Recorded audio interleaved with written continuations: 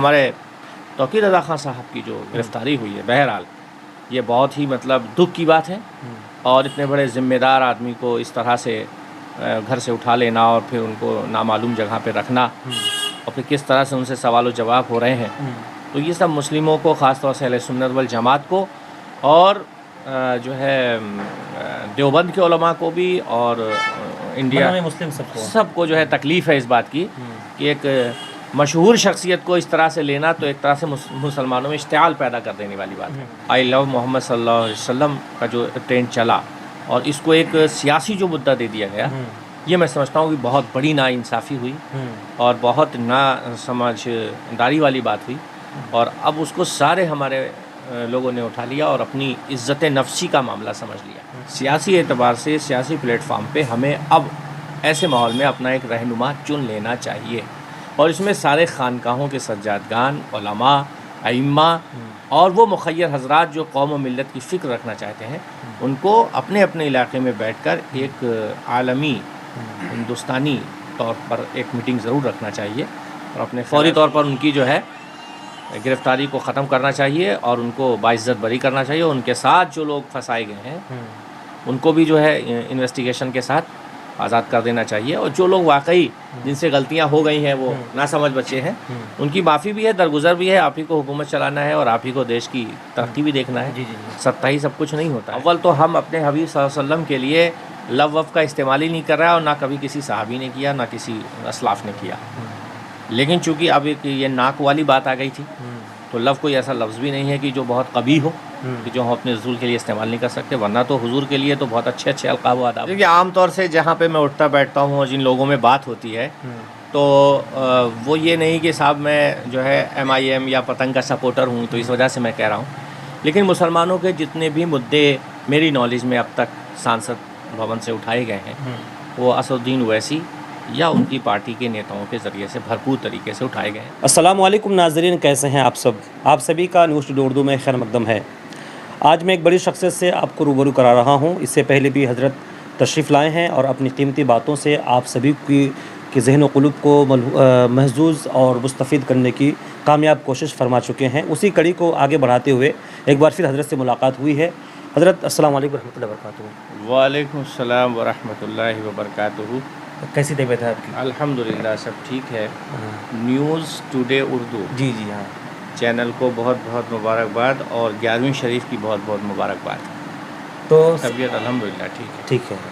تو اس وقت گنجریا ریلوے فاٹک کے پاس ایک پروگرام ہوتا ہے حضور غوث اعظم کی بارگاہ میں خراج عقیدت پیش کرنے کے لیے، یہاں کے مقامی نوجوانوں کی قیادت کرنے کے لیے ہمارے جناب باب الحق صاحب کی قیادت میں پروگرام ہوتا ہے۔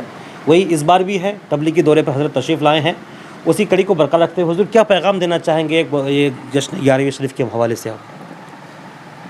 الحمدللہ ہم تمام اہل سنت والجماعت ہندوستان کیا پوری دنیا میں بڑے پیر صاحب شیخ عبد القادر جیلانی رضی اللہ تعالیٰ عنہ کی 11ویں شریف مناتے ہیں، لنگر چلاتے ہیں، آپ کا ذکر و اذکار کرتے ہیں، اور آپ کے فیوز و برکات سے ہم لوگ مالا مال ہوتے ہیں۔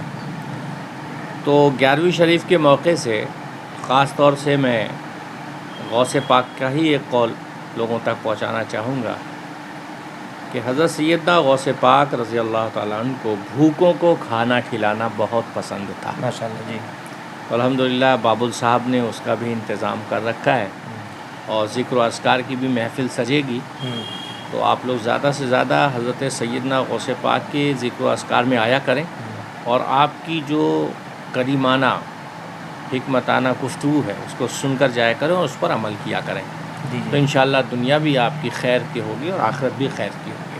ماشاءاللہ بہت اچھا۔ حالات حاضرہ سے واقف ہیں، کس طرح کے حالات ہیں، اس حوالے سے کیا آپ میسج دینا چاہیں گے؟ حالات حاضرہ میں صرف یہ کہنا چاہوں گا کہ ہمارے مسلمان بھائیوں کو اپنے بزرگوں کی سیرت کو اپنانا چاہیے، اور جو حالات حاضرہ ہے اس سے متاثر نہ ہو کر بلکہ ایک حکیمانہ اور حکمتانہ قدم آگے بڑھانا چاہیے، چونکہ ماحول بہت نازک ہے اور ہم ہر اعتبار سے اپنے آپ کو ابھی فی الحال کمزور محسوس کر رہے ہیں، تو عبادت کو بڑھا دیا جائے اور تعلیم کی طرف رغبت کی جائے، جب تک ہم اپنے اسلاف کی تعلیم سے روبرو نہیں ہوں گے اس وقت تک ہم اپنا صحیح مستقبل نہیں بنا سکتے. اتحاد کے حوالے سے کیا لوگ جو منتشر ہیں ابھی نقطہ اتحاد کیا ہونا چاہیے لوگوں کا؟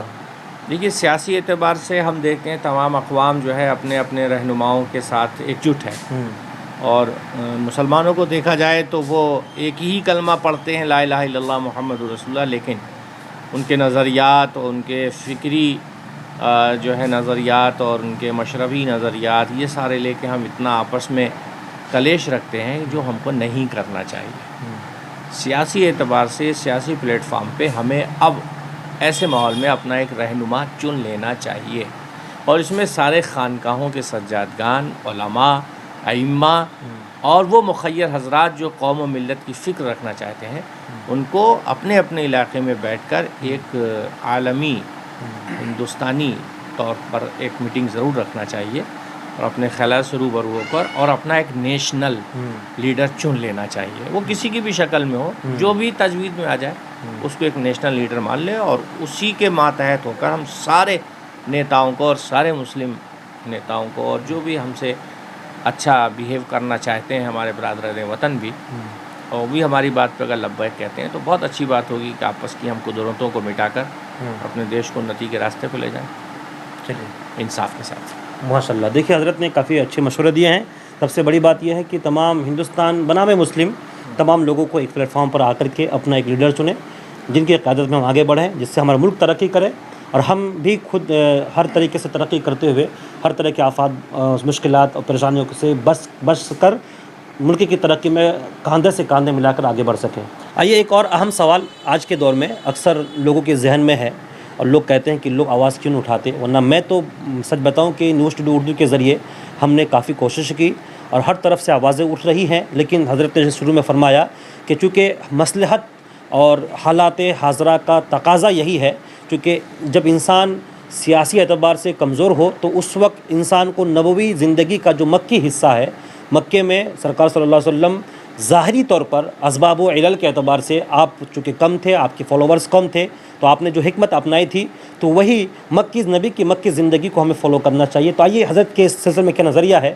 حضرت اس وقت بریلی شریف سمیت دیگر علاقوں میں جو آئی لو محمد صلی اللہ علیہ وسلم کے حوالے سے ایک طرح کے کہہ لیجیے کہ لوگوں میں انتشار ہے، دہشت ہے، خوف ہے، اور یہ دہشت یا خوف بنانے کی کوشش ہو رہی ہے، اس کو آپ کس نظریے سے دیکھتے ہیں؟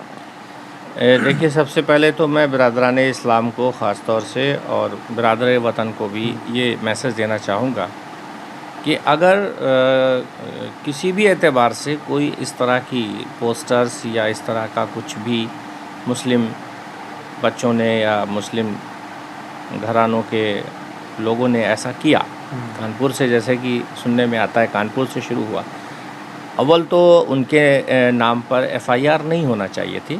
وہ کوئی ایسا ہنگامی میٹر نہیں تھا، نہ وہاں پہ کوئی ادھم مچانا مقصود تھا، نہ کوئی اپدروی تھے اس میں طرف جو ہوتے ہیں جیسے ہنگامہ کرنے والے آتنکی لوگ. حکومت کو سب سے پہلے ان کی گرفتاری سے پہلے یہ چاہیے تھا کہ یہ چیز عمل میں کیسے آئی، اس کی تھوڑا تفتیش کرتے، اس کی جانچ بٹھالتے، اور پھر ان حضرات سے بلا کر سوال و جواب کرتے. گنگا یمنی تہذیب کا ہمارا ملک ہے کہ اچانک آپ نے جو ہے FIR شروع کر دی. تو اس سے کیا ہوا کہ سارے مسلم برادری میں اور سارے مسلمانوں میں یہ ہو گیا کہ بھئی حکومت ہم ہی کو ہر بات میں روکنا چاہتی ہے، جس سے حکومت کی بھی جو ہے چھوی خراب ہو رہی ہے.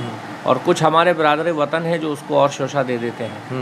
ٹھیک ہے، اول تو ہم اپنے حبیب صلی اللہ علیہ وسلم کے لیے لو وف کا استعمال ہی نہیں کر رہا، اور نہ کبھی کسی صحابی نے کیا، نہ کسی اسلاف نے کیا.